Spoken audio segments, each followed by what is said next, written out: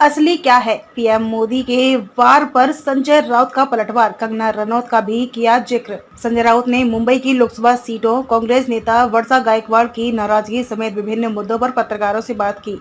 उन्होंने कहा कि वर्षा नाराज नहीं है। महाराष्ट्र में चुनावी सरगर्मी तेज हो गई है। प्रतिद्वंदी पार्टियों का एक दूसरे पर आरोप प्रत्यारोप जारी है। इस बीच शिवसेना यूबीटी के नेता संजय राउत ने पीएम नरेंद्र मोदी पर निशाना साधा है।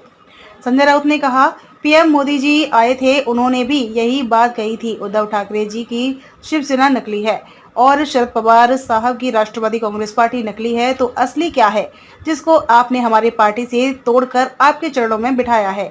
राउत के साथ ही दावा किया कि महायुति मुंबई की एक भी सीट नहीं जीत पाएगी।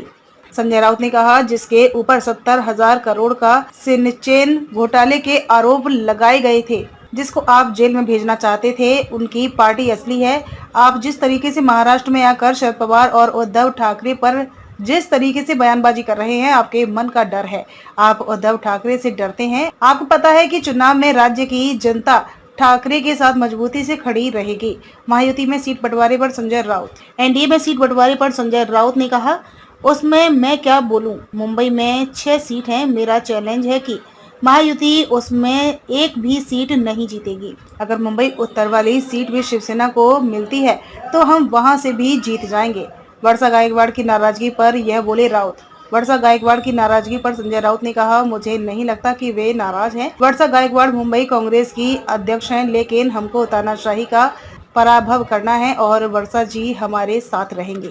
कंगना रनौत ने पप्पू वाले बयान पर संजय राउत की प्रतिक्रिया। संजय राउत ने कंगना रनौत पर हमला करते हुए कहा, यह पप्पू आपको घर में बैठाएगा, आपको संसद तक नहीं भेजेगा।